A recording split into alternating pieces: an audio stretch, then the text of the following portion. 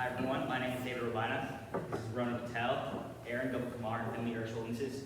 How do we end future pandemics? According to the Merriam-Webster Dictionary, a pandemic is, quote, an outbreak of a disease that occurs over a wide geographic area, such as multiple countries or continents, and typically affects a significant proportion of the population, end quote. In the past century, two pandemics have loomed more deadly than all others. The influenza pandemic of 1918, commonly called the Spanish flu, and COVID-19. According to the CDC, there was no universal consensus regarding the origins of the Spanish flu, but it was first identified in military personnel in the spring of 1918 and spread globally throughout 1919. In total, the Spanish flu killed 50 million people worldwide, 675,000 of those deaths coming in the US. The COVID-19 pandemic was first discovered in December 2019 in Wuhan, China, and it has killed over 965,000 people in the US and over 6 million worldwide. Understanding the severity of these two viruses, these two diseases spawn similar responses from the American public, specifically the use of NPIs, or non-pharmaceutical interventions, and vaccines. NPIs, whose practices include the use of wearing masks, social distancing, and quarantining, were used during the Spanish flu. However, similar to COVID-19, NPIs were not received well with the American public. According to Robert Unwin, PhD, an emeritus professor at the University College London Medicine Division, quote, as with COVID-19, many people opposed wearing masks, and protest meetings were held that only served to spread the infection. In regards to vaccinations, Drs. David Moritz, Jeffrey K. Taubenberger, and Anthony Fauci collectively state that inactivated bacterial diseases, or vaccines, intended to prevent death from influenza-associated secondary bacterial pneumonia, which caused the vast majority of pandemic deaths, were often used in 1918, and seem to have been moderately effective in preventing death. As you know, these past two pandemics have killed millions of Americans, and using the information that we've gathered in the aftermath of each, and understanding that US citizens need to agree with the practices in order for them to be effective, what is the best way to mitigate the future effects of a future pandemic? So, with this problem and history considered, what steps can we take to prevent pandemics in the future? Our first solution is vaccine mandates. Vaccines have been proven effective throughout different viruses, for example, the flu, the measles virus, and most recently, COVID-19. According to the CDC, vaccines work with your body's natural defenses to help you safely develop immunity to disease. This lowers your chances of getting certain diseases and suffering from their complications. Also, according to the United Kingdom NHS, vaccines prevent up to 3 million deaths worldwide every year. The COVID-19 virus currently has 3 different approved vaccines in the US: Pfizer, Moderna, and Johnson & Johnson. This first graph is a study published in the New England Journal of Medicine, who tested the efficacy of the Pfizer COVID-19 vaccine. The orange line shows the people infected with the COVID-19 virus after receiving the vaccine, and the blue line shows people infected with the COVID-19 virus after receiving the placebo. Over time, the people that received the placebo instead of the COVID-19 vaccine got infected with COVID-19. As shown in the upper left-hand corner, around 11 days after receiving the COVID-19 vaccine, the vaccine started to be effective in combating the virus. According to the CDC, the Pfizer vaccine has a proven 95% efficacy in preventing COVID infection in those aged 16 and older, and has proven to be more than 90% effective in those aged 5 to 15 years old. This next graph shows another study conducted by Xiao Chen and Hanwei Huang from the University of Hong Kong. The red line shows the amount of people infected with COVID-19, while the solid blue line shows people that have received at least 1 dose of the COVID-19 vaccine, and the dotted blue line shows people that have received 2 or more doses of the COVID-19 vaccine. As you can see, the overall COVID cases decreased as people got 1 dose of the vaccine, and even fewer people contracted COVID-19 after the second dose. According to the CDC, in addition to data from clinical trials, evidence from real-world vaccine effectiveness studies show that COVID-19 vaccines help protect against COVID-19 infections, with or without symptoms. But what are some drawbacks to vaccination mandates? Well, first, people want the freedom to choose to get vaccinated or not.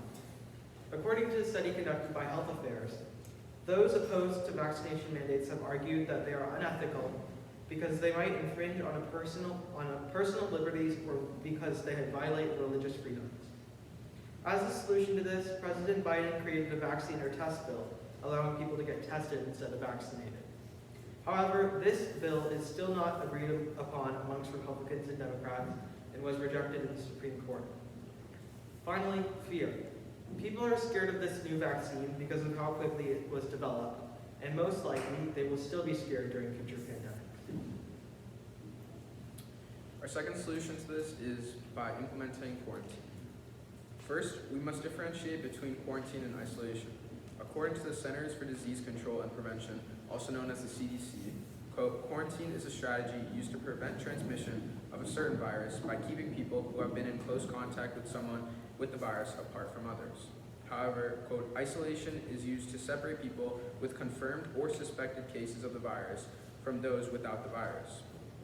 In simple terms, quarantining is the process of staying home to see if you contract the virus, whereas isolation is the process of separating those who have the virus from those who do not. Because we are slowly recovering from the coronavirus pandemic, we can look at how effective quarantining was for us in the past. According to Barbara Streit et al., the efficiency of quarantining showed to reduce the chance of receiving COVID by the range of 44 to 96% and reducing the chance of death from the range of 31 to 76%.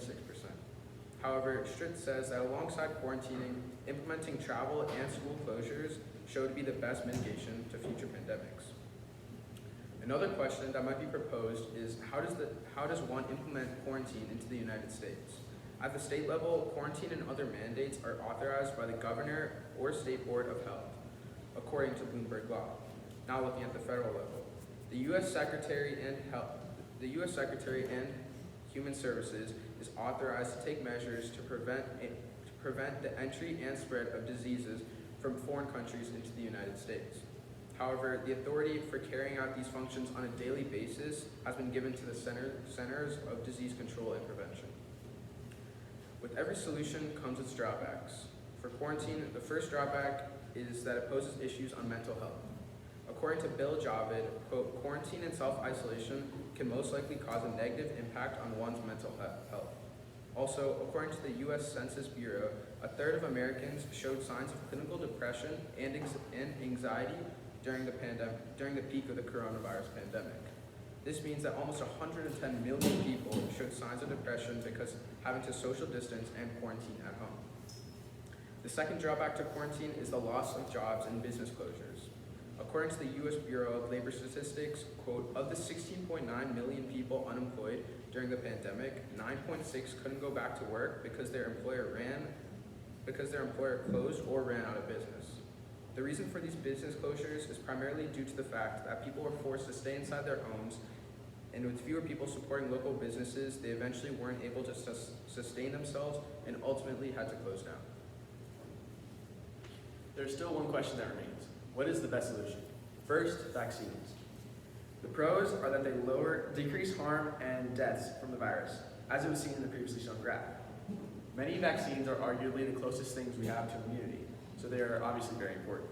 Also, they lower hospital workload, putting less stress on our essential healthcare workers. Although they have their downsides, vaccines have political implications and backlash that battle things like abortion. If people stand on corners, taking time out of their day to advocate for something they believe in, it's clearly important to them and think it should be important to everyone else. The vaccine is also very expensive. In fact, according to CBS, $250 million was spent on marketing alone. The second option was quarantining. A big bonus of the solution is time. It slows the infection rate, provides valuable time for vaccine discovery and production. In addition, it's extremely cost effective, and as no money is involved with people just staying home.